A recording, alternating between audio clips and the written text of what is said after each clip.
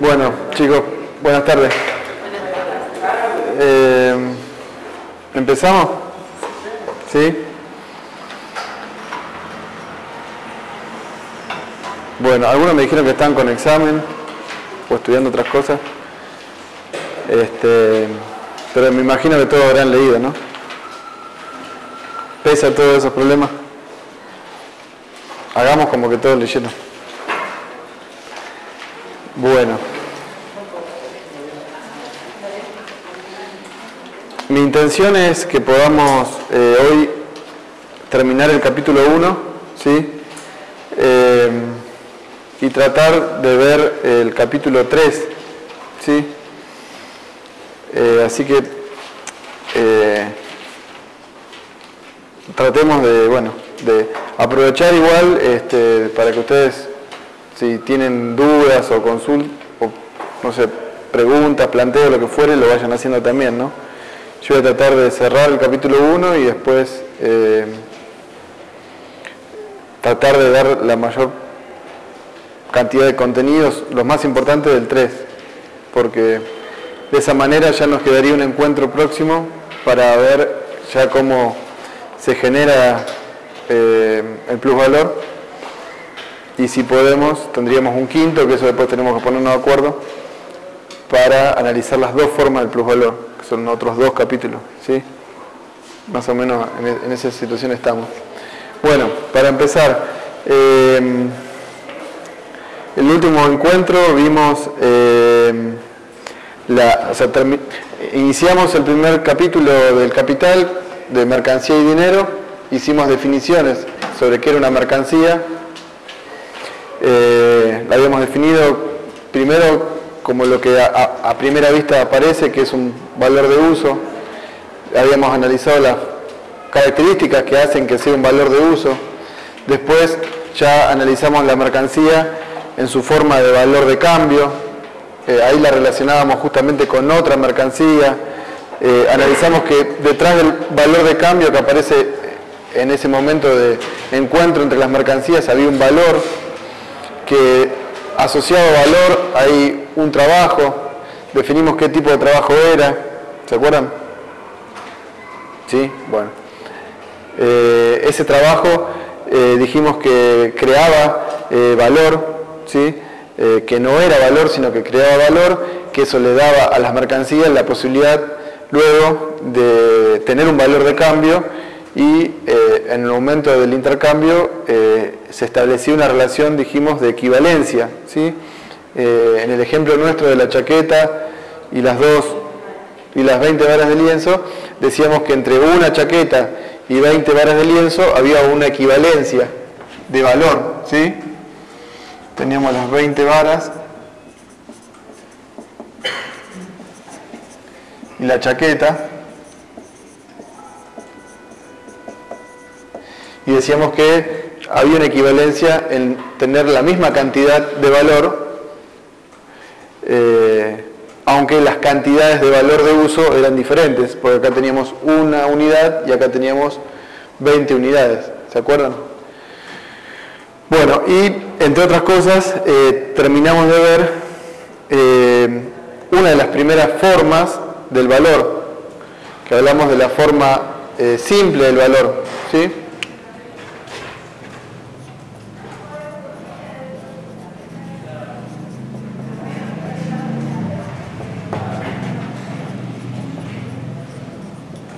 Bueno, en esta forma simple del valor,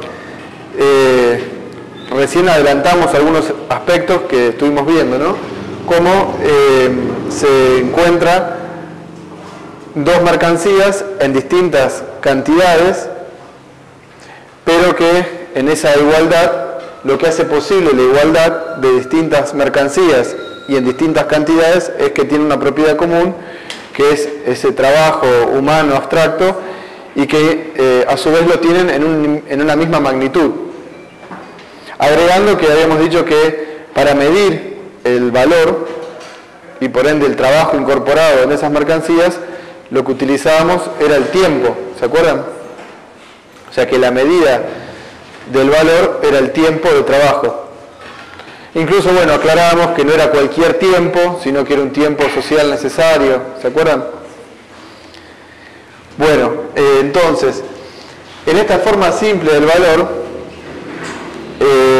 se presentan ya estos elementos de la forma simple y en el Capital Marx va a ir analizando luego cada una de ellas, de los aspectos de esta forma. ¿Sí? En el caso del lienzo va a tomar como ejemplo de la forma relativa del valor.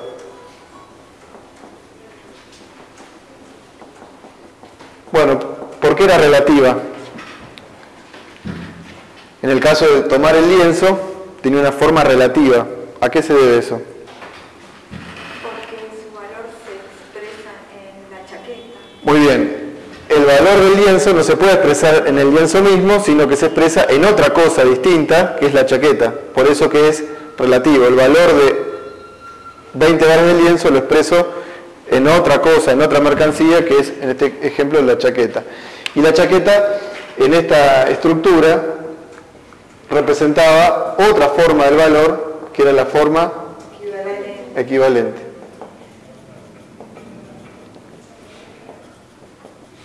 Bueno, dijimos que en la forma equivalente lo que hace la chaqueta es permitir que el lienzo exprese su valor, ¿sí?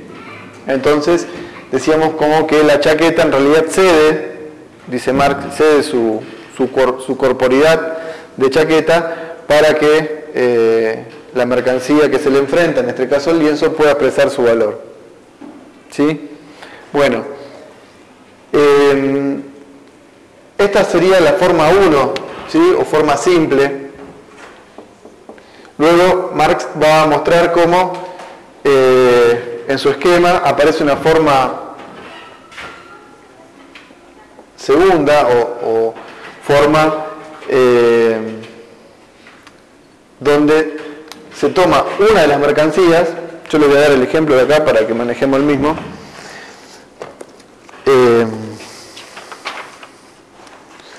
Si tienen ahí el texto.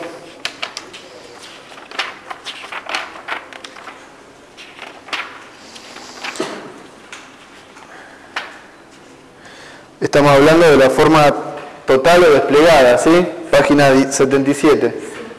Bueno, anoto acá forma total. En esta forma total va a aparecer de nuevo el lienzo, ¿sí? Las 20 varas.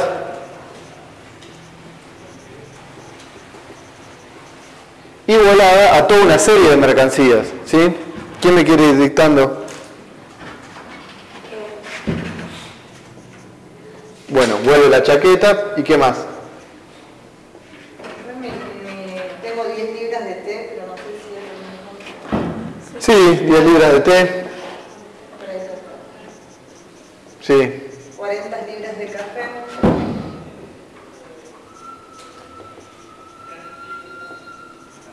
Sí. Un cuarto de trigo.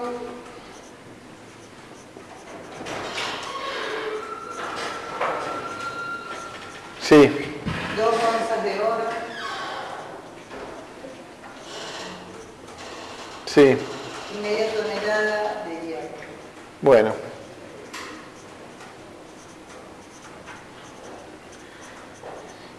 En este ejemplo, ¿qué es lo que trata de mostrar Marx? Que esta mercancía lienzo, en el mundo de las mercancías, encuentra equivalentes en otras mercancías que no solamente es la chaqueta, ¿sí? Por eso vamos a hablar del té, del café, del trigo, del oro o del hierro, ¿sí? Obviamente que es un ejemplo figurativo donde si uno sigue dentro del mundo de las mercancías va a encontrar un sinfín de mercancías que se le van a igualar en distintas proporciones a las 20 varas de lienzo, ¿sí? Porque fíjense que de nuevo que las proporciones van cambiando. 1, 10, 40, 1, 2, medio, ¿sí? O sea, volvemos a tener, en vez de una forma simple, una forma total o desplegada al igualar el lienzo a muchas otras mercancías diferentes y en diferentes proporciones, ¿sí? Entonces, ¿qué es lo que cambia entre la forma 2 y la forma 1?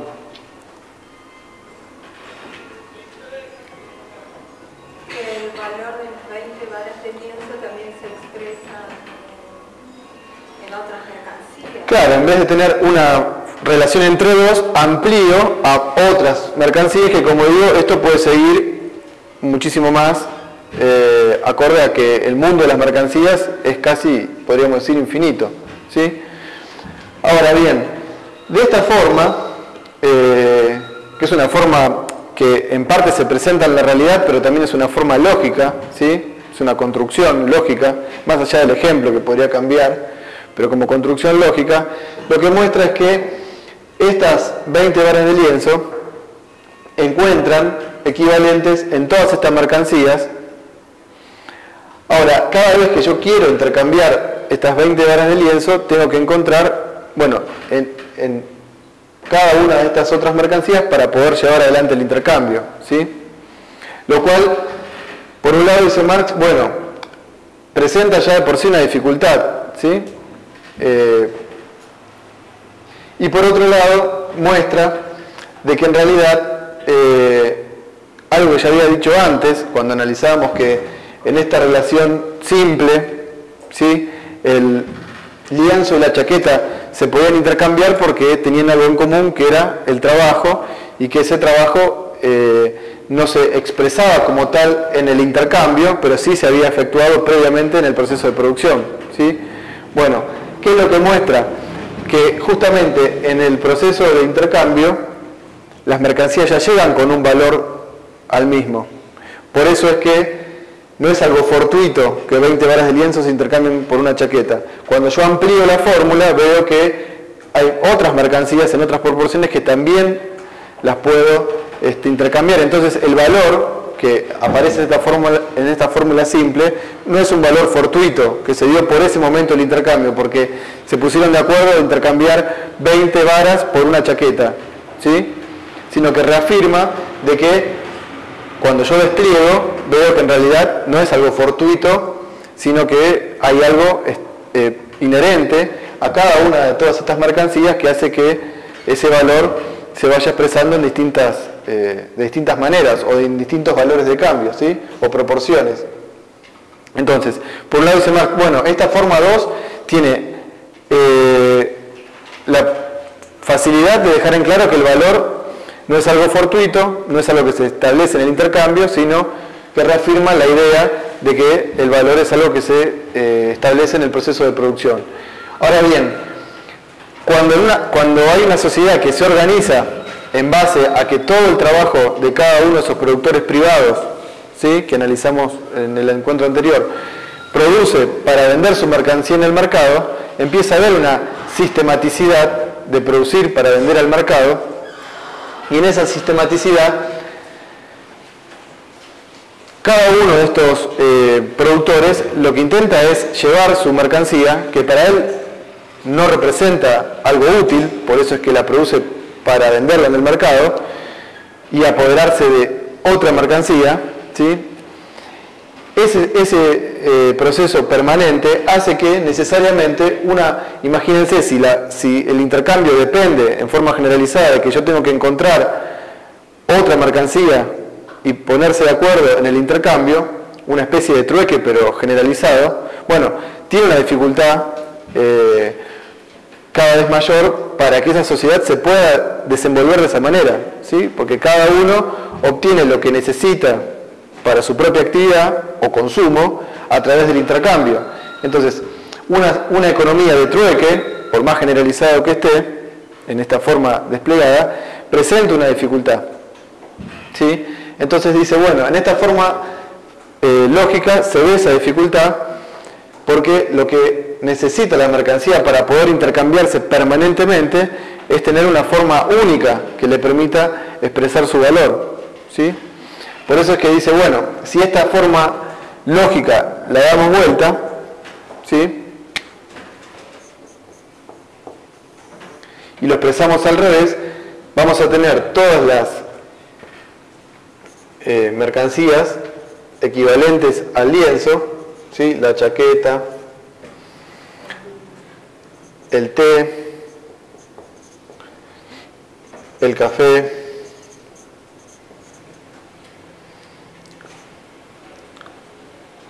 el cuárter de trigo, el oro y el hierro, media tonelada de hierro. Ahora, si lo doy vuelta, todo esto es igual a las 20 varas de lienzo. ¿Qué es lo que muestra esta otra forma lógica?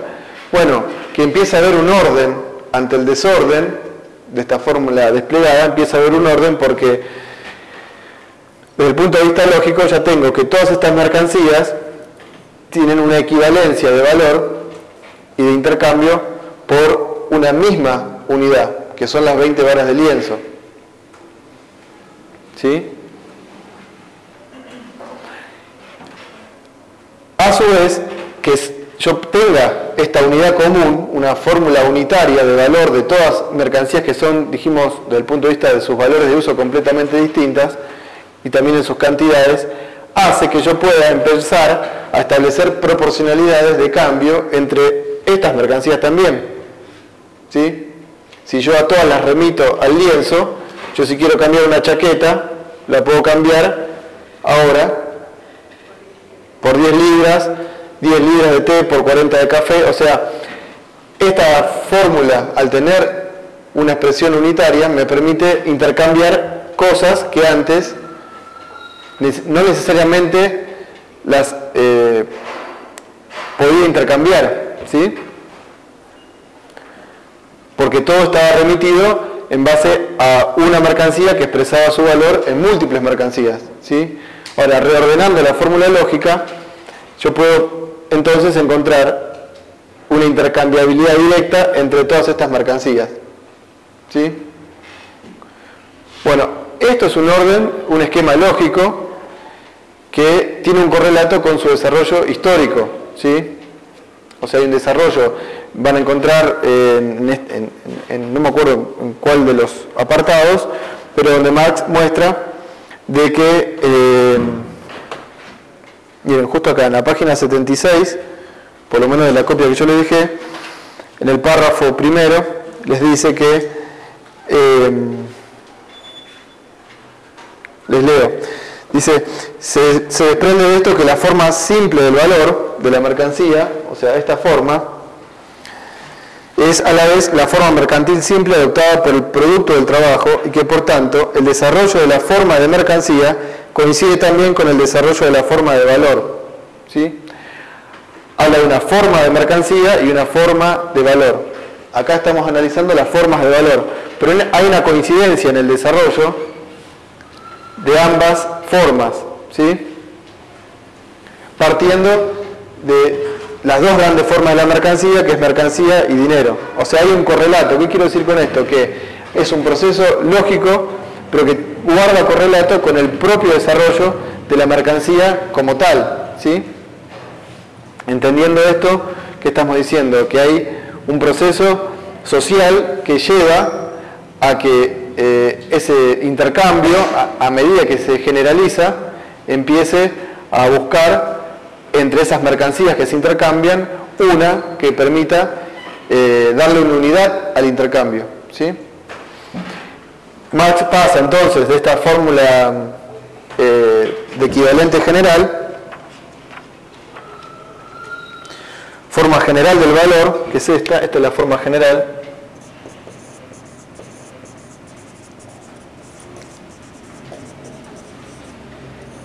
de esta forma general pasa luego a la forma dinero, ¿sí? Si no me equivoco,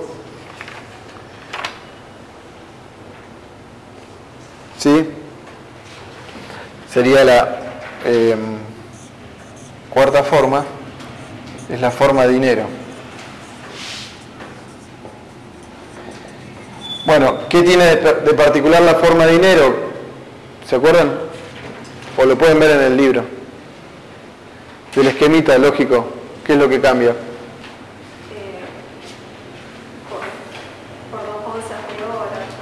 Sí. Fíjense, teníamos el oro acá, ¿no? Bueno, este oro, desde el punto de vista de la fórmula lógica, sale y se transforma en la mercancía que hace de equivalente, ¿sí? Juega este papel, ¿sí? De la forma equivalente, se reemplaza el lienzo por el oro. Acá vamos a poner, o sea, esta forma de dinero, tenemos a todas las mercancías, nada más que están acá las 2 onzas de oro, ¿sí? Sería el lienzo. Entre la fórmula 3 y la 4 hay solamente una cuestión de cambio de mercancía, ¿sí? De una mercancía por otra. Acá no hay ninguna dificultad. La dificultad está en el pasaje de la fórmula 2 a la fórmula 3, o sea, en esta inversión, que como les decía, desde el punto de vista lógico ayuda a comprender, en primer lugar, de que estamos hablando de un proceso por el cual este intercambio cada vez más generalizado y por el cual la sociedad misma resuelve su forma de producir y de consumir, necesita tener una forma unitaria del valor, ¿sí?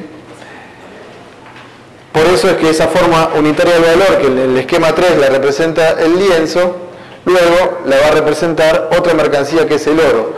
Aquí Marx van a encontrar entre el capítulo 1, el capítulo 2 y el capítulo 3 distintas referencias, ¿sí? A por qué el oro o la plata llegan a ocupar este lugar, ¿sí? Marx dice que el oro y el dinero, el oro y la plata son dinero, ¿sí? Ahora, el dinero necesariamente tiene que ser oro y plata. ¿Qué quiere decir con esto? De que el oro y la plata son mercancías o metales preciosos que el hombre los extrae de la naturaleza, ¿sí? En esa extracción de la naturaleza luego entran en un circuito de intercambio. Ahora, pueden convertirse en esta figura de equivalente general o de dinero o no, pueden permanecer como objetos preciosos para distintos usos, ¿sí? Ahora, el dinero no puede no ser o adquirir la figura mercantil del oro o de la plata, ¿sí? Entonces, ahí hay una especificidad de que no cualquier mercancía, por eso es que él reemplaza el lienzo por oro, no cualquier mercancía puede ocupar el lugar de esta figura única o unitaria del valor. Bueno, ahí, ¿qué elementos hacen que sea el oro o la plata? Siempre la plata en la historia de las sociedades mercantiles y del capitalismo mismo siempre tuvo como un valor menor al oro, ¿sí? Hace a propiedades que son específicas de estos productos de la naturaleza transformados en mercancías por las cualidades que tienen físicas, ¿sí? Cualidades que permiten mantener durante mucho tiempo sus condiciones físicas inalteradas, por más que las expongas a altas temperaturas o bajas temperaturas, al viento. El oro no se deteriora, no es un bien perecedero o una mercancía perecedera, y también tiene la particularidad de poder partirse o subdividirse sin perder esas propiedades físicas, ¿sí? Yo puedo tener un lingote de oro o el lingote de oro dividirlo, ¿sí? O puedo juntar oro disperso en distintos objetos y formar un lingote, y siempre cualquiera de esas partes van a tener las mismas características físicas, ¿sí? El oro va a seguir siendo oro. Bueno, esas características físicas hacen que el oro se ubique como una mercancía que juegue el papel del dinero, ¿sí? Acá cuando decimos dinero, por ahora en Marx estamos hablando de un dinero estrictamente palpable desde el punto de vista de ser una mercancía como el oro o la plata, ¿sí? En el tercer capítulo vamos a ver qué relación hay entre el dinero oro y el dinero papel, que es el que manejamos ahora, ¿sí? Habitualmente. Aunque también el oro sigue siendo una mercancía que en cierta medida oficia también como dinero, ¿sí? Pero acá lo importante es poder entender que Marx va a tratar de explicar que el surgimiento del dinero, que ha develado y ha generado muchísimos problemas en la economía política clásica y hasta el día de hoy, ¿sí? También les confieso que así como la economía política oficial hoy no puede explicar cuál es el origen de la ganancia, sin decir sentidos comunes como que es un markup, tampoco puede dar una explicación científica de qué es el dinero, ¿sí? En Marx encontramos que el dinero, en primer lugar, es una mercancía que surge del mismo proceso de formación de las mercancías. Entonces, decíamos, como toda mercancía, el dinero va a tener, ¿qué cosa?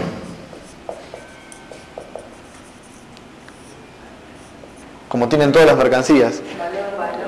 Un valor de uso y un valor de cambio. ¿Sí? Bueno, dijimos recién que en el caso del oro, el valor de uso está dado por todas esas propiedades físicas que tiene, y el valor de cambio, que en realidad vamos a hablar del valor del oro, está dado por el trabajo que hace falta o que se necesita para extraer el metal precioso de la naturaleza, ¿sí?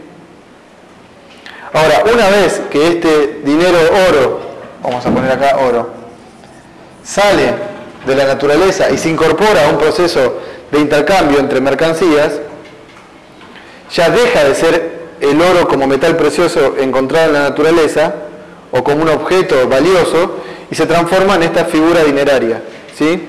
Que es la que va a permitir que todas estas mercancías, cuando están en el mercado, puedan intercambiarse entre sí sin la necesidad de recurrir a todo este esquema, ¿sí? Porque imagínense que si va la persona con el lienzo y no está el oro, tiene que encontrar, o sea, es como una especie de subasta, donde él tendría que decir, bueno, a ver, ¿quién tiene una chaqueta? ¿Quién tiene 10 libras de té? ¿Quién tiene 40 libras de café? Tendría que estar encontrando, ¿sí?, a personas que posean cantidades de mercancías equivalentes a sus 20 varas de lienzo. Bueno, el dinero facilita y evita todo este trastorno, dice Marx, al unificar en una misma figura de valor el valor contenido en cada una de esas mercancías que van al mercado, ¿sí? Y esto es un proceso histórico-social. Aquí Marx va a marcar un contrapunto con la economía política burguesa que, por lo general, cuando tratan de explicar el dinero, hacen todo un catálogo de todas las cosas que en algún momento del intercambio, en sociedades incluso no capitalistas, fueron dinero, ¿sí? Pueden hablar de la sal, pueden hablar de las reses. Marx habla también que los esclavos eran utilizados como dinero. En un momento se intentó utilizar la tierra, ¿sí?, como figura dineraria. Bueno, en ese proceso, justamente, Marx lo que va a mostrar es que el sistema mismo capitalista, basado en la producción para el intercambio, va a generar esas relaciones sociales necesariamente la presencia de una figura dineraria que permita que el intercambio se haga permanentemente sin la dificultad de recurrir al sistema de trueque, ¿sí? Ahora, que es un producto social y donde el dinero es una mercancía. Por un lado es una mercancía más, como cualquier otra, con sus características de valor de uso y valor, y por otro lado tiene características específicas porque ocupa en ese proceso un lugar especial, ¿sí? Ocupa el lugar de equivalente. Por eso, bueno, quienes intentan plantear desde la economía oficial de que tratan de responder cuál es el valor del dinero y terminan diciendo cualquier cosa, porque justamente, imagínense, al ser la figura equivalente general, el dinero, o sea, 10 pesos, por ejemplo, su figura en papel, ¿cuánto valen? 10 pesos. Entonces estamos diciendo una tautología. Bueno, ya dijimos que las formas equivalentes no pueden expresar el valor y que la relación de valor es una relación relativa. Entonces el dinero no tiene valor por ser dinero, ¿sí? 10 pesos no valen por ser 10 pesos. O el oro no vale por ser dinero bajo la forma de oro, sino que, como toda mercancía, tiene un valor dado por la cantidad de trabajo que tiene incorporado, ¿sí? Entonces, lo que trata de explicar Marx, y van a encontrar en el libro, los que relean o puedan leer, que si bien en la época de él dice, bueno, había economistas que decían que sí, que el dinero de algún modo era una mercancía. Lo novedoso no es tanto la definición del dinero como mercancía, aunque sí, es muy importante ubicarlo como una mercancía, sino poder establecer cómo el dinero llega a ocupar ese lugar, ¿sí? Por intermedio de qué el dinero se hace dinero, o en el sentido de que esa mercancía oro ocupe el lugar de equivalente general, y cómo es el funcionamiento una vez que llegó a ese lugar, que es lo que vamos a ver en el capítulo 3. Sí.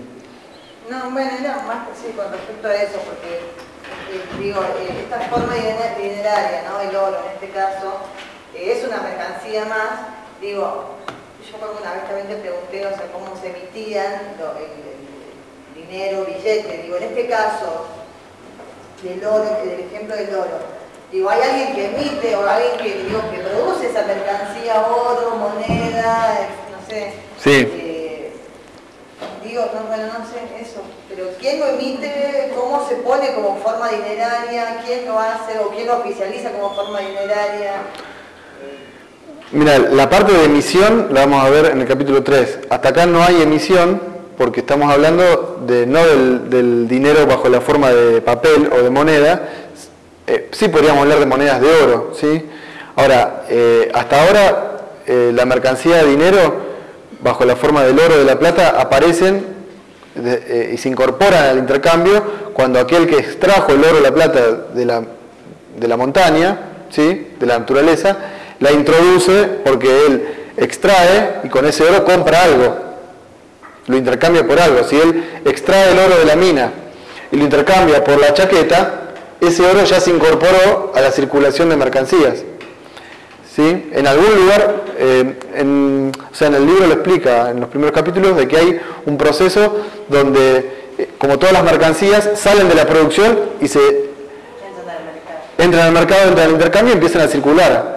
Acá la particularidad es que justamente, si fuese la chaqueta por el lienzo, cuando él daba el ejemplo de que había el vendedor de lienzo, creo que después compraba una Biblia, ¿puede ser?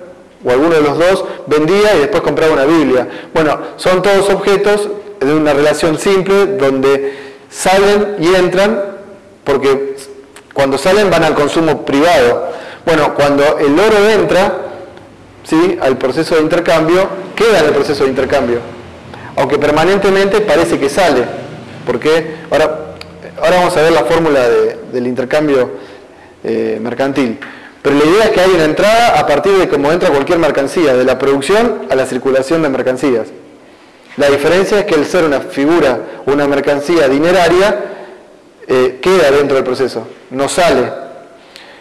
Hay formas de que salga, ¿sí? Después vamos también a ver que está el atesoramiento, por ejemplo, que es una forma de sacar al oro del proceso de intercambio y, atesorarlo, guardarlo, acumularlo, que es parte también de lo que sucede, ¿sí? Entonces, Marx va a decir que esa mercancía dineraria tiene entonces que ocupar ese rol de equivalente general y de unificar el valor de todas las mercancías para facilitar el intercambio, ¿sí? Al finalizar el capítulo 1, ¿sí?, hasta ¿Hasta acá hay dudas de las 4 formas del valor? ¿Alguna duda? Sí. Por ejemplo, con respecto a la generalización, en el caso de los billetes que representan oro, se supone, representan una determinada cantidad de oro, ¿cómo explica Marx el valor de un billete de 2 pesos y uno de 100 pesos que tienen las mismas horas de trabajo? Cuesta más o menos la misma cantidad de tiempo producible y los mismos recursos. ¿Cómo explica Marx en esa situación? ¿Por qué el billete de 2 pesos vale 2 pesos y el de 100 si tiene las mismas horas de trabajo encima? Bueno, la anotamos la pregunta y la resolvemos en un ratito. ¿Sí? Sí, esa está. Está bien. Sí, vamos a ver donde habla de moneda o moneda signo de valor, ¿sí? Hay un capítulo específico y lo vemos, sí, anótalo. Yo porque si no nos salteamos algunos procesos lógicos hasta llegar ahí. Pero, ¿alguna otra pregunta de estas formas? ¿No? Bueno, entonces, hasta acá Marx llega a través de este proceso lógico a demostrar que además hay un correlato histórico en este sentido. ¿Se acuerdan cuando decíamos metodológicamente los aspectos lógico-históricos? Bueno, en este caso, las formas lógicas, si uno lo ve, dice, bueno, está bien que sea así porque es lo que debería ser para poder resolver y facilitar el intercambio. Está bien de que lógicamente surja este equivalente general, esta forma unitaria, y que además luego la reemplace el oro. Ahí hay un correlato histórico porque efectivamente el oro va a ser una de las mercancías que va a lo largo de la historia a ocupar el lugar del dinero, ¿sí? Y también tiene otro componente, que es que en toda sociedad, decíamos, basada en la producción individual, privada, autónoma, donde cada uno produce para sí mismo y para enriquecerse a través del intercambio de lo producido, necesariamente tiene que tener una coordinación. ¿Se acuerdan que decíamos que entre la esfera de la producción se expresaba lo privado, lo individual, y en la esfera del intercambio lo social? Bueno, ahí había un primer problema de que justamente cada uno de esos productores producen, pero sin coordinar con el otro, más allá de que incluso hay competencia, pero no coordinan, sino que cada uno trata de producir para cambiar sus mercancías, cambiar sus valores y hacer más valor, ¿sí? Bueno, en ese proceso hay una descoordinación total porque son decisiones privadas. Ahora, no obstante, hay un momento social donde todos se encuentran en el mercado y ahí validaban, ¿se acuerdan si el trabajo destinado a determinados productos era reconocido o no? Bueno, alguien tiene que coordinar esa situación social. La forma que encuentra el capitalismo es que el dinero juegue el papel de unificador de toda esa producción individual, autónoma, privada, ¿sí? Entonces, en un sistema capitalista, la forma de dinero, de mercancía dinero, o el dinero mismo, le corresponde, por razón de ser, por el tipo de sistema o modo de producción que es, ¿sí? Es la forma por excelencia de una sociedad capitalista, la existencia del dinero, ¿sí?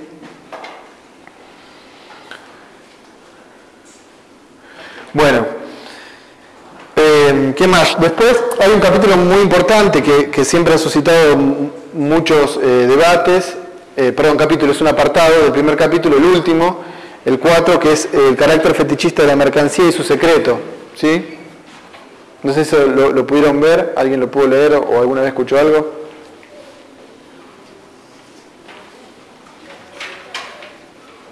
¿No? Bueno, yo les voy a dar más bien un punto de vista de algunos de los aspectos que me parecen más interesantes de este apartado, ¿sí? Déjenme ubicar en mi machete.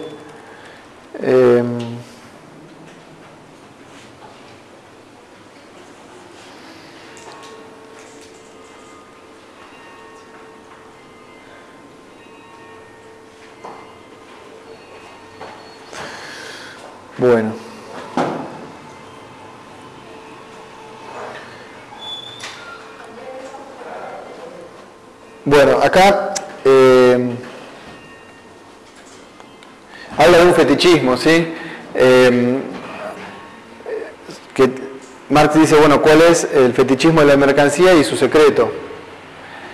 Hasta ahora la mercancía, si uno la analiza como, decíamos, un valor de uso, un valor de cambio, la analiza en comparación con otra mercancía, observa que ese intercambio implica una propiedad común y que esa propiedad común está dada por el trabajo que tiene incorporado, y ese trabajo incorporado es lo que le da valor.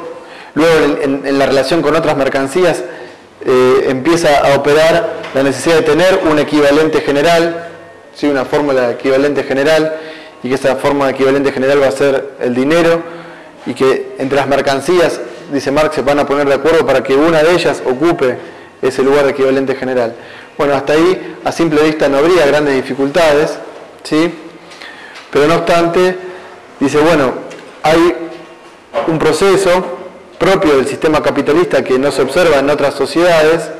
Habla de sociedades antiguas, bueno, da un sinnúmero de modos de producción previos al capitalismo, donde esas relaciones económicas y sociales entre los hombres estaban bastante claras, ¿sí?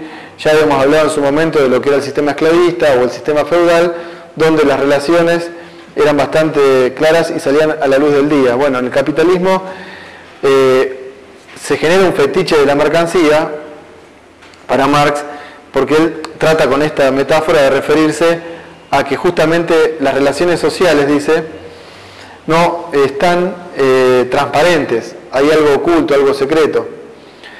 Y por lo general se confunde, ¿sí?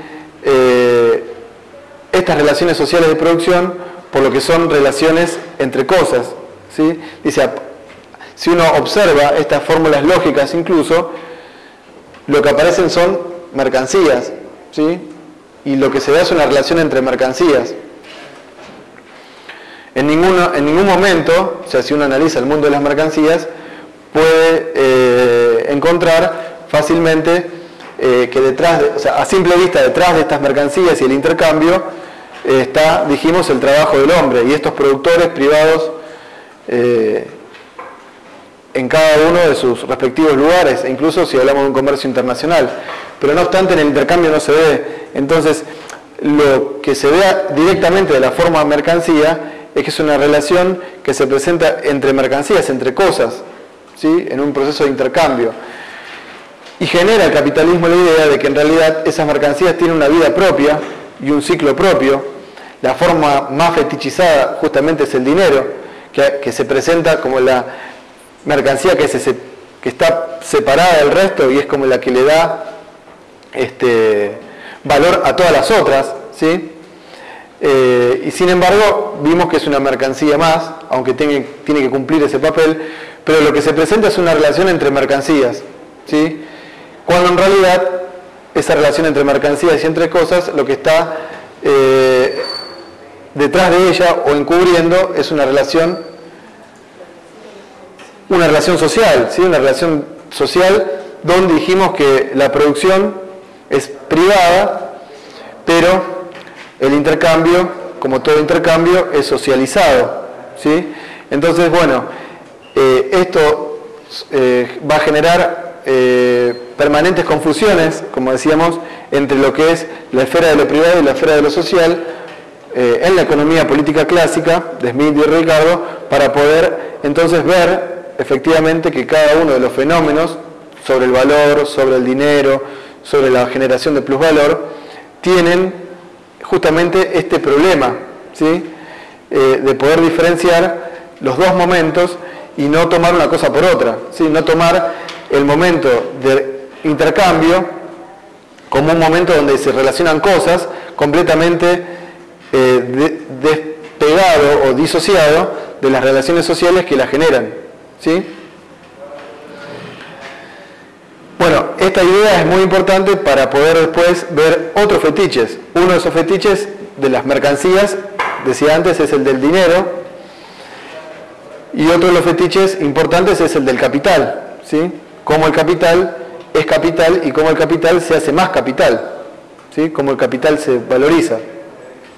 Bueno, Entonces, es un capítulo interesante desde el punto de vista de brindar claridad en no tomar una cosa por otra, ¿sí? En no tomar que las relaciones no son entre cosas, porque las cosas en sí no tienen vida propia, sino que son las relaciones sociales entre las personas y entre las clases sociales, burgueses y proletarios, los que le dan vida a que las mercancías sean mercancías y el dinero sea dinero, ¿sí? Bueno, esa es una cuestión muy importante que va a atravesar todo el Capital, en ver estas de no tomar una cosa por otra y de entender que son relaciones sociales y no relaciones entre cosas, aunque se presentan como relaciones entre cosas, ¿sí? Esto tiene mucha incidencia también en la concepción de las crisis económicas, ¿sí? También, muchas veces las crisis se presentan como fenómenos que son incontrolables y se desconoce el responsable de la crisis económica, ¿sí? Bueno, ahí hay un fetiche también de la crisis, en el sentido de que no se asocia crisis a un sistema social que tiene responsables que son los que promueven todos los días un sistema basado en estas características, ¿no?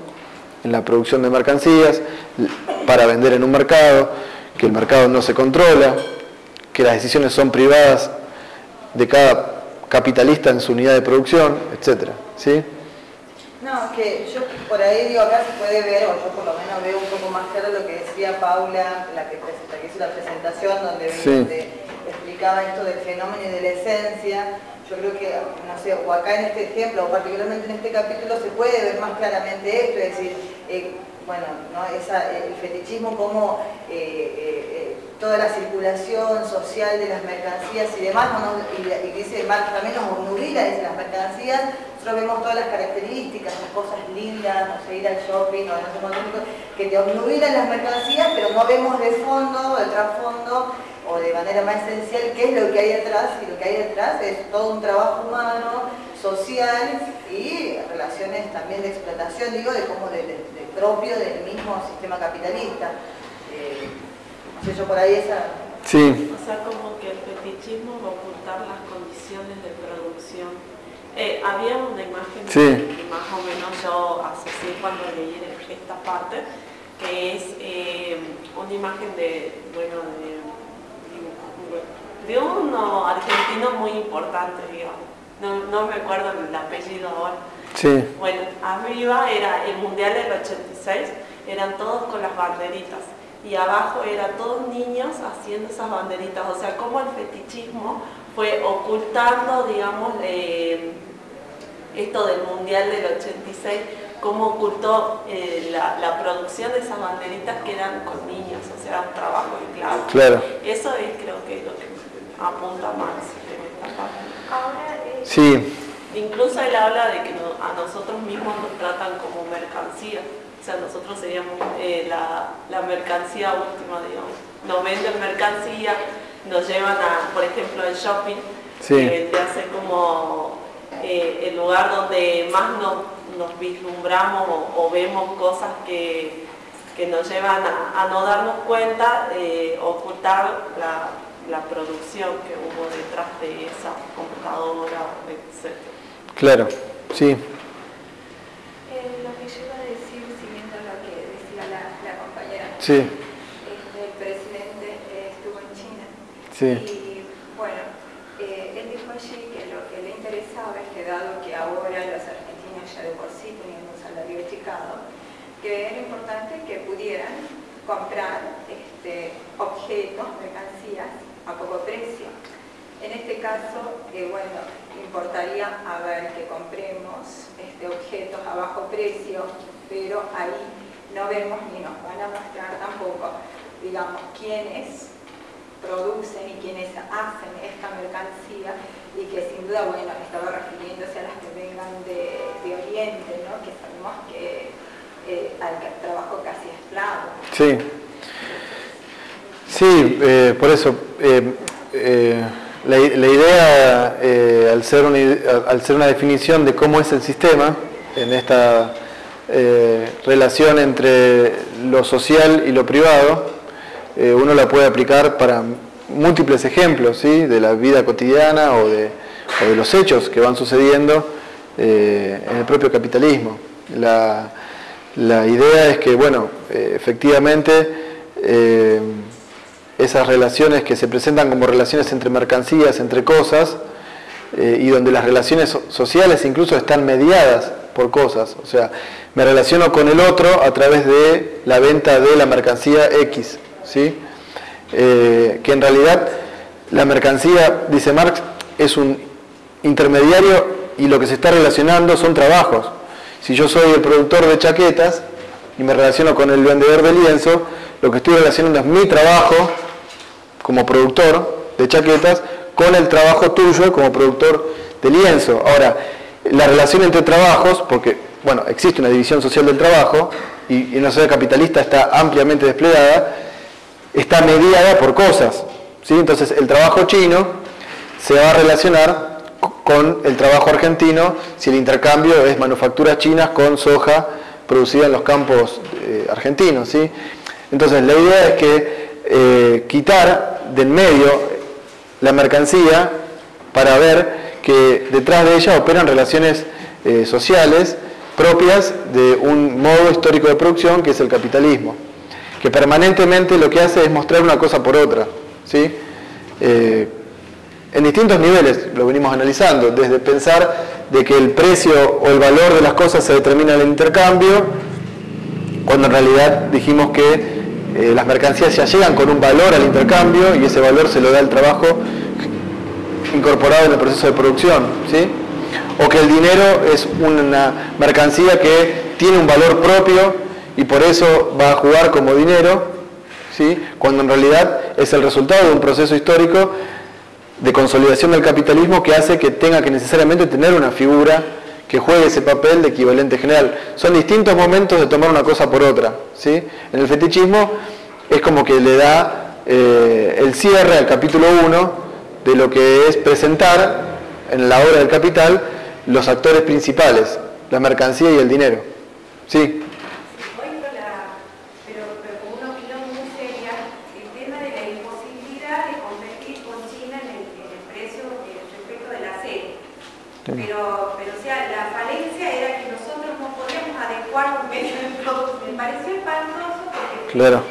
pensé, ¿cómo puede ser que tengamos tan naturalizado semejante aberración? Porque en realidad lo que se está planteando es que como se puede producir con trabajo esclavo acero a muchísimo menor costo en otra parte, nosotros estamos marginados, digamos, en el mercado mundial respecto de esa producción por un tema que estaba visto como una especie de falencia de nosotros al no poder adecuar nuestro mecanismo de producción del acero. Me pareció un monstruoso. Bueno, son las reglas de la competencia capitalista, ¿sí?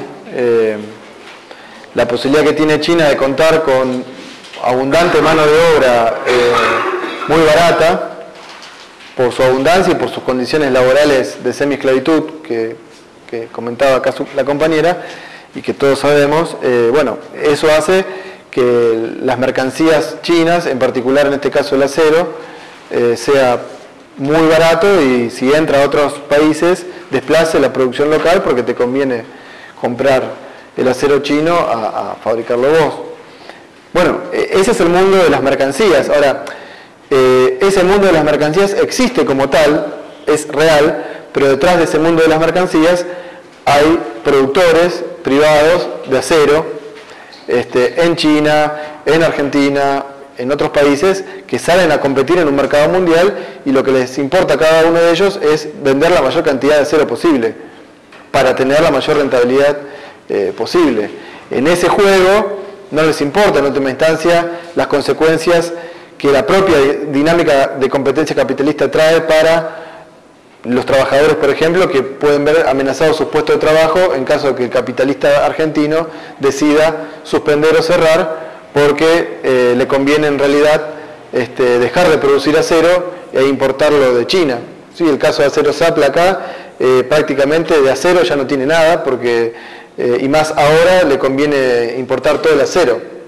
Y por eso hace ya más de varios meses que están suspendiendo sistemáticamente todas las semanas a una parte del personal, porque la empresa, bueno, hace otro negocio. No quiere decir que pierda dinero, eso tampoco lo podemos saber porque no muestra su contabilidad, pero a ciencia cierta, ahí sí hay un secreto comercial que no lo muestran, pero bueno, esas son las reglas del juego. Lo importante, más que nada, es ver de que, como le decía antes, en el capítulo 1 se presentan los principales actores de esta sociedad y de este drama que es el capitalismo, en su obra El Capital, que es la mercancía y el dinero, ¿sí? Bueno, yo ahora me gustaría seguir con el capítulo 3, saltearme el 2, se los recomiendo leer el 2, ese es el proceso de intercambio, que están presentadas muchas de las cosas que ya fuimos charlando, ¿sí? Cuestión de terminar en un rato, ¿sí? ¿Les parece? Digo, no cortamos, seguimos, ¿sí? Bueno, esperamos entonces.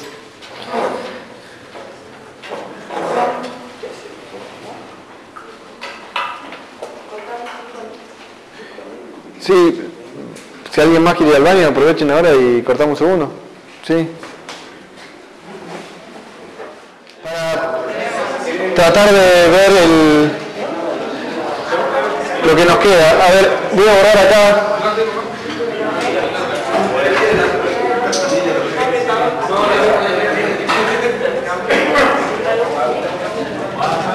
Bueno,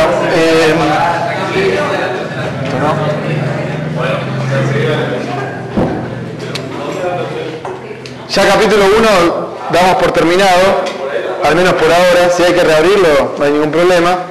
Pasamos al capítulo 3. Capítulo 3 se llama, si no me equivoco, el dinero, ¿no?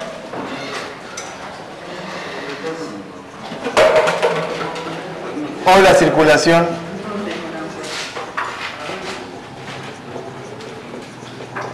de la mercancía, ¿no?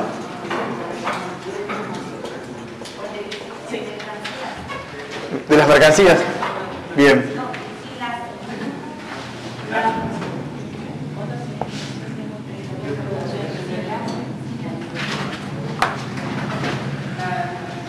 ¿Así? De mercancía, sigla. Listo. Y con plural. Bueno, si no se va a enojar el editor de Marx. Bueno, en este capítulo, uno de los puntos más importantes, ¿sí? Fíjense que el mismo título ya me indica, o nos indica en realidad, que vamos a ver una especie de similitud o analogía entre lo que es el dinero y la circulación de mercancías. Pensándolo, después de leerlo y releerlo y tratar de acomodar un poco para el curso, es un capítulo donde, luego de haber presentado, ¿no?, a la mercancía y al dinero, en el segundo capítulo muestra aspectos generales de ese intercambio entre mercancías, donde el dinero está presente. Ya en este muestra más en concreto cómo es el proceso de intercambio de mercancía y cuál es el rol que juega el dinero, ¿sí? Es un capítulo un poco más concreto que el 1 y el 2, ¿sí? Acuérdense que si bien empezamos por lo concreto, que era la mercancía, como un objeto exterior, representante de la riqueza de la sociedad capitalista, etcétera, etcétera, de conjunto toda la obra va de los fenómenos más abstractos a los fenómenos cada vez más concretos. En este hicimos algunos pasos hacia fenómenos un poco más concretos, que es observar el dinero en el proceso de circulación. Acá van a ver la fórmula clásica de lo que se llama circulación mercantil simple.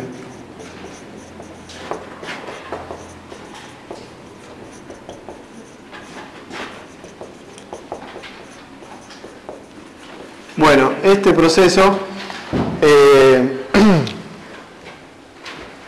tiene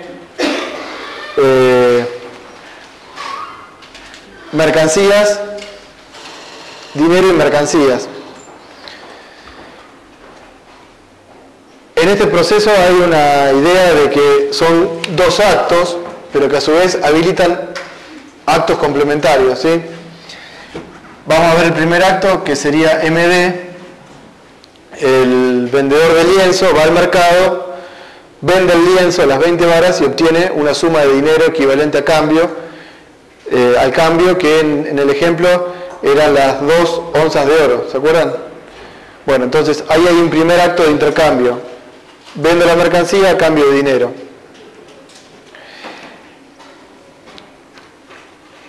No nos va a importar cuál es el destino de esta mercancía vendida, si se destinó a la producción de otras mercancías o directamente al consumo privado, sino simplemente ver de que hay un proceso de vender para obtener dinero y volver a comprar, ¿sí? Este es el segundo momento, es el primer momento y este es el segundo momento.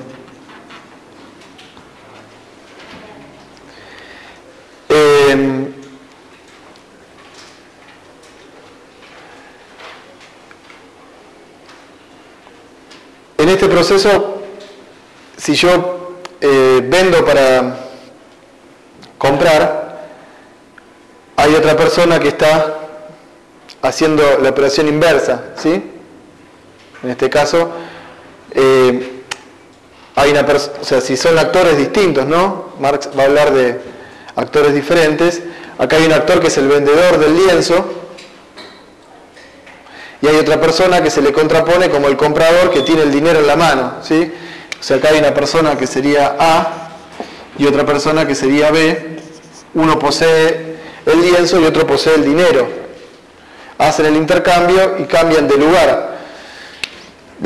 A se queda con el dinero y B con la mercancía lienzo, ¿sí? Lo que se da es una metamorfosis, un cambio de lugar y de formas, en el sentido de que la mercancía, en cuanto valor de uso, se cambia por el dinero, pero también se está cambiando un valor por otro valor equivalente, nada más que dejo el lienzo para tener el dinero, ¿sí? En este intercambio, el dinero queda en A y la mercancía queda en B. La persona que tiene el dinero en sus manos, o sea B, para comprar el lienzo, dice Marx, bueno, antes tiene que haber conseguido de algún modo el dinero, mediante otro acto de intercambio, ¿sí?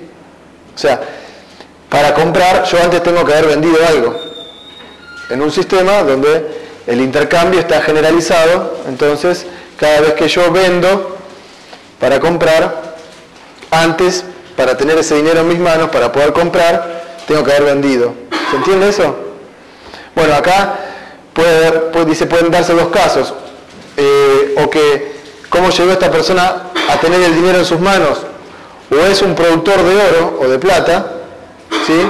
Que entonces su actividad es extraer de la naturaleza y con ese oro plata, como decíamos antes, introducirlo al circuito de intercambio, o haber vendido otra mercancía a cambio de dinero y con ese dinero ahora estar comprando, ¿sí? Bueno, entonces, esto es una serie infinita donde se va a repetir permanentemente el intercambio de mercancías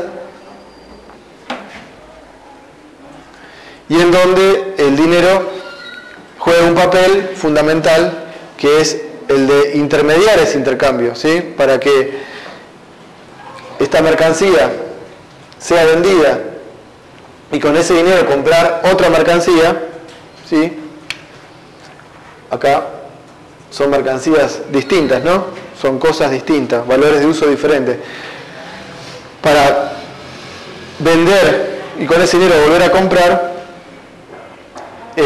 tiene que estar sí o sí el dinero intermediando, ¿sí? Facilitando lo que decíamos antes, que esa cantidad de cosas o mercancías diferentes puedan entrar en contacto y yo pueda comprar y vender y hacer de eso una actividad sistemática. Sí o sí tengo que tener una forma de valor equivalente que facilite el proceso, y en ese sentido entonces el dinero va a cumplir el rol de intermediario, ¿sí?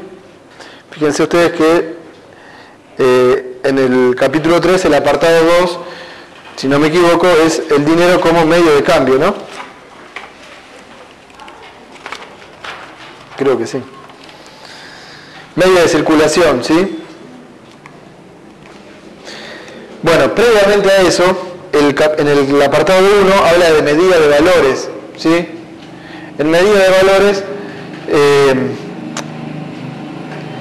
lo que está haciendo el dinero es expresar el valor de cada una de las mercancías que se le contrapone, ¿sí? Acá decíamos 20 varas de lienzo, 2 onzas de oro. Bueno, lo que permite el dinero es que las 20 varas de lienzo expresen su valor en su forma dineraria, que es el oro. Y ahí, bueno, se empieza a presentar una situación que a medida que eso se va regularizando y haciendo sistemático, en el mercado ya se va a ir reconociendo, excepto que haya un cambio, pero hasta que no haya un cambio en el trabajo incorporado, en el oro y en el lienzo, se va a reconocer que hay una relación de igualdad entre 20 varas de lienzo y 2 onzas de oro. Y eso va a prescindir de que el oro tenga que estar efectivamente para yo poder decir que las 20 varas de lienzo valen 2 onzas de oro. O sea, se va formando una idea del precio en el sentido de una denominación del valor del lienzo en oro. No tiene que estar el oro presente físicamente para que yo diga que 20 varas de lienzo valen 2 onzas de oro, ¿sí? Esto hace a un uso y costumbre, dice Marx, a una generalización del intercambio, por la cual el dinero, cuando uno va a una vidriera o va al supermercado y ve en la góndola el precio, ¿sí? No está el dinero en billete pegado al kilo de carne, ¿sí? No tiene que estar la figura dineraria, ya hay un listado de precios, ¿sí? ¿Por qué existe ese listado de precios? Bueno, porque dijimos que las cosas en su intercambio permanente van asignándole a esta figura dineraria su condición de equivalente, y ese dinero les permite expresar su valor en términos de dinero que sea, en este caso en términos de oro, ¿sí? Entonces va midiendo el valor. Bueno, fíjense que, paréntesis, ¿no? Nosotros habíamos dicho que el valor se medía en tiempo de trabajo, ¿sí? Entonces, sin embargo, en los hechos, yo no tengo un precio que sea 20 varas de lienzo igual a 10 horas de trabajo, ¿sí? Sino que la medida del valor está expresada en términos de la mercancía que hace de dinero, ¿sí? Bueno, esto hace también a una cuestión propia del capitalismo, que necesita tener una mercancía que, como toda mercancía, tenga, dijimos, su valor en tiempo, y que en esa relación se vaya estableciendo como equivalente para medir el valor, ¿sí? No puedo medir el valor en tiempos de trabajo, sino que necesito tener una mercancía, ¿sí? Entonces, en esta figura hace de medida sin que esté presente. Ahora, si voy a intercambiar, ahí se tiene que hacer presente el dinero para hacer el intercambio, ¿sí? Entonces, es una forma de valor que como medida puede prescindir, pero si se hace el intercambio tiene que hacerse presente en su forma física. ¿Está bien? Algo que está presente en el libro, que no me metí cuando dije que el precio se mantiene en 2 onzas de oro sin que estén las 2 onzas de oro, suponemos de que no cambió el tiempo de trabajo que se necesita para producir el lienzo y las 2 onzas de oro, ¿no? Digo, porque si hay cambios, puede modificarse la expresión relativa, ¿sí? Ya sea que ahora las varas de lienzo llevan más tiempo hacerlas, o el oro más tiempo hacerlo, lo que va a cambiar es la proporción, si es que la cambia, ¿sí? Porque pueden variar proporcionalmente y quedar la misma proporción sin embargo, de cambio, aunque tengan menos tiempo de trabajo cada una de ellas, ¿sí? O que una tenga más tiempo y otra menos. Se dan múltiples combinaciones, ¿sí? Marx va explicando ahí los cambios que se dan, pero lo importante es ver que mientras el tiempo de trabajo que lleve producir lienzo y producir o obtener el oro de la naturaleza no cambie, esa medida del valor va a quedar inalterada. Entonces yo puedo decir en ese listado de precios que el lienzo vale 2 onzas de oro. ¿Está bien? ¿Sí? Bueno, entonces hay una medida de valor y después lo más importante que el dinero juega un papel clave para facilitar, ¿sí?, este proceso de intercambio. Sin dinero se dificulta de sobremanera el intercambio. Ustedes me van a decir, bueno, ¿se puede hacer trueque? Sí, se puede hacer trueque, pero ustedes, no sé si lo habrán vivido o no, pero una economía de trueque tiene enormes dificultades, sin ir más lejos, cuando incluso se incorporan monedas como los bonos provinciales, cuando hay crisis económica, ya de por sí que te lo acepten no es lo mismo que te acepten el dinero de curso legal del Banco Central.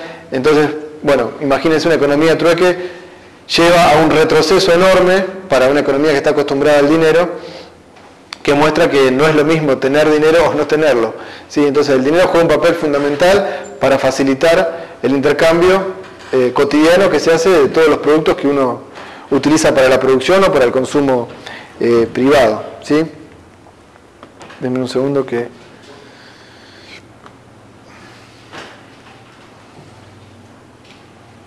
Seguimos.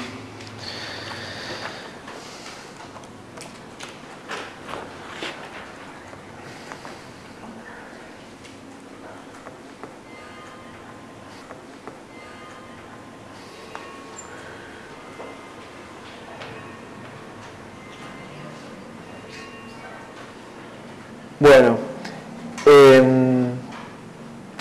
esta forma de intercambio de mercancías por dinero y del dinero nuevamente utilizado para comprar mercancías pone también a la luz una situación que ya habíamos visto antes, contradictoria, en la relación entre la mercancía y el dinero, que está también contenida en la propia mercancía, ¿sí? Marx se va a referir a esto planteando que en realidad el capitalismo funciona necesariamente, decíamos, con mercancías y con dinero. Que la mercancía, para poder intercambiarse por otra mercancía, necesita ese equivalente general. Y que ese equivalente general es el que permite que la mercancía exprese su valor y pueda cambiar, luego de transformarse en dinero, al comprar otra mercancía, seguir el circuito él llama de un metabolismo social, de un cambio de formas, ¿sí? Tengo lienzo, lo vendo por dinero y con el dinero compro la chaqueta, ¿sí? Ese proceso que va dejando de lado productos y dinero tiene en sí una contradicción que se expresa a través de las dos figuras. Acuérdense que la figura de la mercancía cuando se relaciona con el dinero, esta mercancía tiene que expresar su valor en el cuerpo de otra mercancía, ¿sí? En este caso en el oro. Y el oro no puede expresar su valor en nada, excepto utilizar sus propiedades físicas para que otra mercancía exprese su valor en ella, ¿sí? Bueno, entonces, acuérdense que entonces teníamos una mercancía que expresa el valor el valor de la mercancía se expresa en el valor de uso o en el cuerpo de la mercancía equivalente de la mercancía dinero. Ahora, decíamos que a su vez toda mercancía tiene valor y valor de uso, ¿sí? Esta mercancía es mercancía porque tiene valor y valor de uso. Bueno, y esto, no sé, traten de hacer un esfuerzo porque es un poco complicado, pero fíjense que acá, valor y valor de uso son dos formas del valor contradictorias, habíamos dicho, ¿no? Una dependía del trabajo incorporado y la otra hace referencia a las propiedades físicas, ¿sí? Ahora, las dos están contenidas dentro de una misma mercancía. Sin embargo, cuando se relacionan las mercancías entre sí, esa contradicción interna de la mercancía se expresa externamente, porque para que la mercancía se pueda relacionar con otra mercancía, en un sistema capitalista desarrollado necesita que exista dinero, que permite entonces que el valor se represente en un valor de uso. La contradicción interna que está dentro se hace externa, porque acá aparece el dinero prestando su cuerpo para expresar el valor. ¿Sí?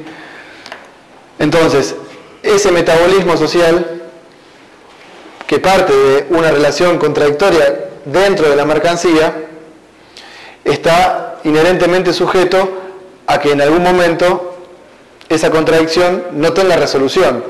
Mientras la mercancía encuentre dinero y ese dinero vuelva a comprar otra mercancía, ¿sí?, el valor de esta mercancía sigue traspasándose de un cuerpo a otro, como quien dice, por más que saquemos de un momento los valores de uso que se van dejando de lado, ¿no? La chaqueta, vendo el lienzo, compro la chaqueta, la chaqueta lo vendo y compro el té, luego compro el hierro. Siempre estoy comprando, ¿sí?, otro está vendiendo, o comprando y vendiendo a la vez, pero la cantidad de valor se va transmitiendo a través del dinero de una cosa a otra. No sé si me siguen. Ahora, en ese proceso se va desplegando una contradicción entre valor y valor de uso que me la permite resolver a mí de manera simple el dinero, pero en la medida que esa contradicción interna no tenga resolución externa a través del proceso de intercambio, si no tiene resolución, me presenta un problema o una crisis. ¿Está bien? Bueno, en economía política clásica burguesa se dice que en el proceso de intercambio está todo resuelto, no hay ninguna contradicción, porque cada productor que lleva su mercancía al mercado, tarde o temprano encuentra a alguien que se la compre. Es más, se llega a decir de que el hecho de llevar mercancías al mercado crea de por sí, no se sabe por qué, claro, una propia demanda, ¿sí? Lo que están relacionados con la carrera de económicas, algunas de las distintas carreras, van a encontrar en la ley de Say una resolución que no se explica por qué. El productor siempre logra vender todo su producto, ¿sí? La oferta crea su propia demanda. Bueno, Marx va a decir eso solamente tiene sentido ex post, una vez sucedidos los hechos. ¿En qué sentido? Si yo llevé el lienzo y lo vendí por la chaqueta, si yo hago la contabilidad al fin del día y digo, sí, vendí 20 varas de lienzo por una chaqueta, es lo que sucedió. Efectivamente, yo llevé las 20 varas y las vendí. Mi oferta encontró una demanda. Pero eso es una vez que sucedieron los hechos. Ahora, en ese proceso, de antemano, no está garantizado de que el intercambio sea permanente y no tenga ninguna dificultad. Si no es más, cuando se detiene por alguno de los múltiples motivos por los cuales se detiene, que en este momento de análisis no lo incorpora Marx las causas, pero sí anticipa de que este proceso va a tener momentos de interrupción y que se deben a esa contradicción inherente de la mercancía en cuanto a valor y valor de uso, ¿sí? Ya en la misma forma de organizar una economía basada en la producción privada de mercancías para intercambiar en el mercado, bajo la forma de un intercambio incluso mediado por el dinero, y donde al capitalista lo que le importa es el valor, y vamos a ver que en realidad lo que le importa es el plusvalor, y que no produce chaquetas porque piensa cómo vestir o abrigar a la gente, sino porque las chaquetas son un medio para enriquecerse. En ese sistema está planteada la posibilidad de una crisis, ¿sí? Pero no por un problema estrictamente del mercado, aunque también lo va a haber, sino sobre todo por la naturaleza misma inherente a un sistema basado en la producción de mercancías que tienen un carácter contradictorio en sí mismo, por el hecho de ser cosas útiles, pero además tener incorporado trabajo bajo la forma de valor, y que ese valor se resuelve, esa contradicción interna se resuelve externamente en el proceso de intercambio, siempre y cuando el proceso de intercambio siga. Cuando se detiene y el capitalista no vende la producción, ahí empiezan a presentarse todos los problemas propios de una producción de mercancías, o sea, de valores y de valores de uso, ¿sí? Bueno, yo tiro la idea para que la piensen, lo lean, ¿sí? Porque es un aspecto muy importante a entender de que, de nuevo, Marx trata de demostrar aspectos propios del capitalismo y también aspectos propios de las crisis como algo no fortuito, sino como algo generado por la propia naturaleza contradictoria de la producción capitalista, ¿sí? Bueno,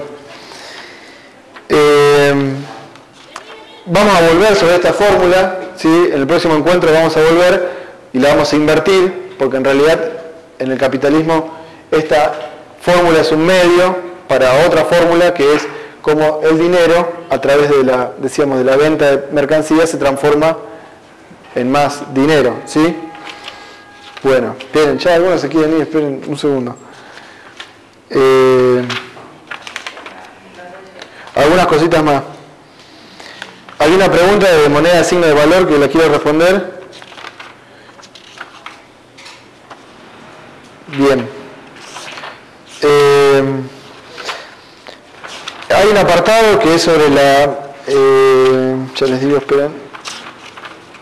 El curso del dinero. Bueno, en el apartado del curso del dinero, sintéticamente, van a encontrar ahí una discusión sobre, de nuevo, si el dinero le da precio y valor a las cosas o si las cosas llegan al intercambio con un valor y con un precio. Acá Marx va a tirar abajo la teoría cuantitativa del dinero de Hume, que planteaba que cuando uno incorpora mucho dinero en una economía, lo que hace es alterar el precio de las mercancías, en este caso desvalorizando el mismo precio del dinero y por ende haciendo subir los precios, ¿sí? Bueno,